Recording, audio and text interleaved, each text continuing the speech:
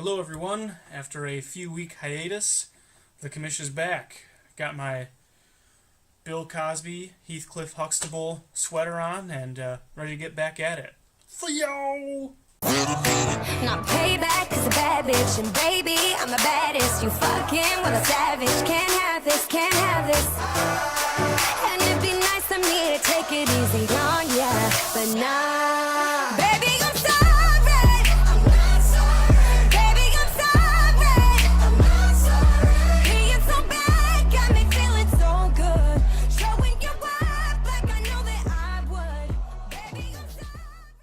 Alright, so looking at the last couple of weeks again, since I think maybe it's just gone 1 week, I don't know, but we had a couple week 8 trades and then a week 9 trade. So week 8,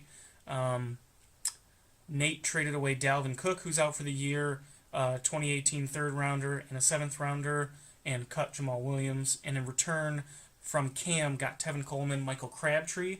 I like this trade for both guys. Cam said he was kind of in a sell mode.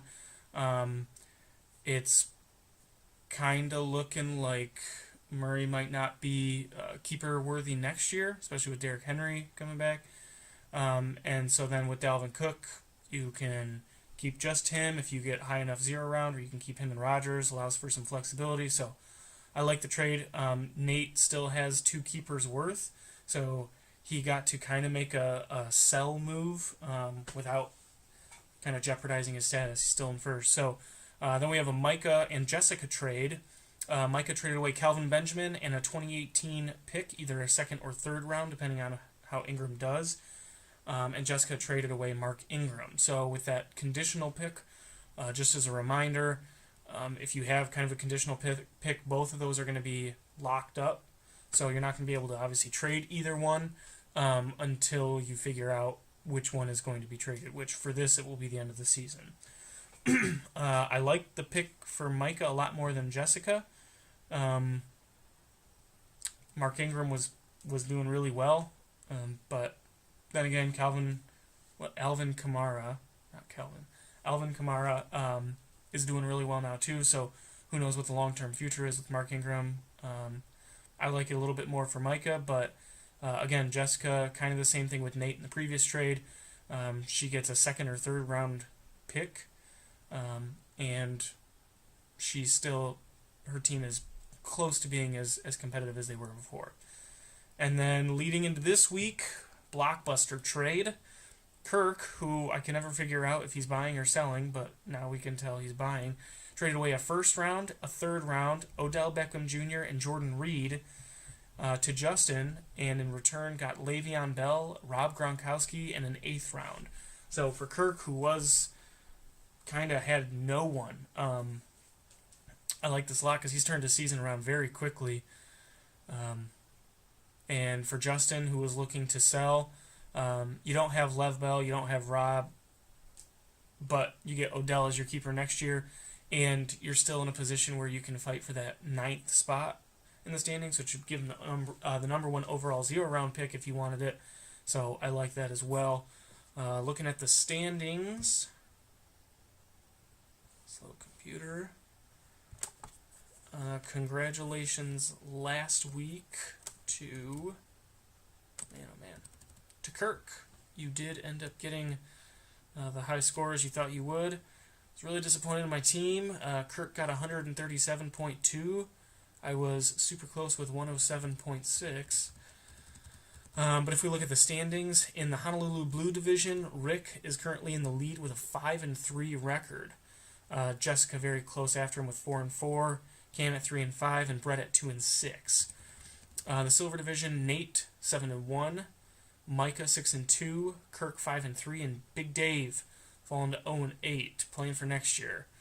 And then the Black Division, which is my division, I am 7-1 as well. Tyler 4-4, Justin 3-5, and Tony at 2-6. So if you look overall, playoffs were to begin today, Nate would have the number 1 seed and would face off against Justin on the 8th seed, although Justin will probably fall 1 spot, maybe 2, with the new trade of getting rid of Gronk and Lev Bell. Right below that would be Micah against Kirk. Micah would be the 4 seed, Kirk would be the 5. Then I would be the number 2 seed, facing Tyler in my own division. at the 7 seed, and then Rick and Jessica would face off. Rick is the 3 seed, Jessica would be the 6 seed. Cam, again, this is as if the season ended, everything ended today. Cam would have the number 1 overall pick at the 9 spot. Brett would have the number 2 pick at the 10 spot. Tony would have the 3 at 11, and Dave would have the 4th pick at the 12th spot.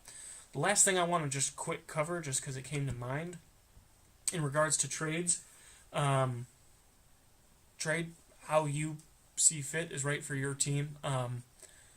But just so everyone knows, since I'm kind of talking with everybody, and everybody probably knows this anyways, if you're looking at the value of your guy, you have probably 4 teams that are buying right now, and that would be Nate, Kirk, myself, and Rick, maybe Micah. And the other teams, not to say they're not competitive, but they're not necessarily buying, from what I can tell.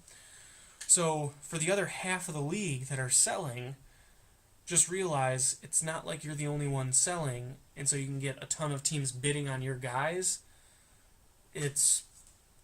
You're only going to have 4 people that are quote-unquote bidding for your guys, offering you a lot of value.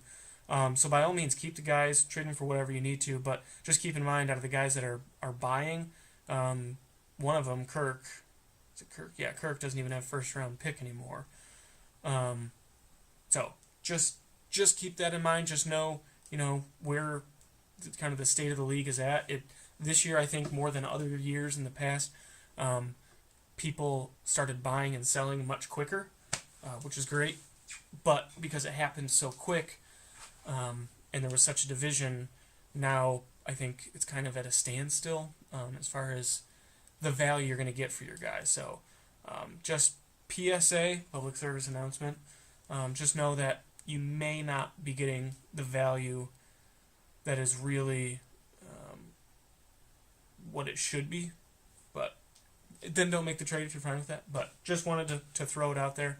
When in doubt, look at where guys were drafted last year. I like to do that. So, if you're looking at a running back who's ranked currently 17th, as far as points, and you think that's about where he'll stand, well, look at the draft for this year and see where the 17th overall pick went, including, keeper and 0 round. And look where he went.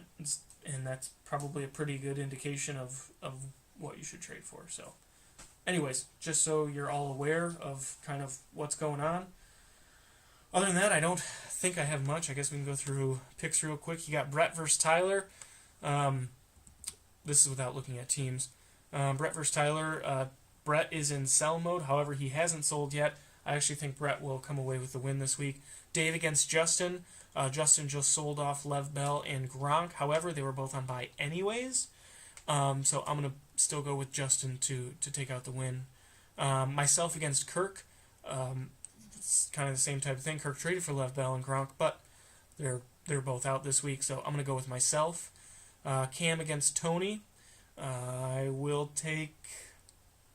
Tony had a big week last week. I'm going to give him a little heat check. I'm going Cam. Jessica against Nate.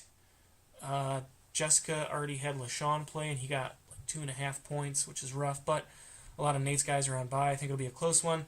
I'll go with Jessica, though, which would lead us to Rick and Micah. I'm going to go with Micah, which should tie Jessica and Rick in the Honolulu Blue division. So that's all I have for this week, guys.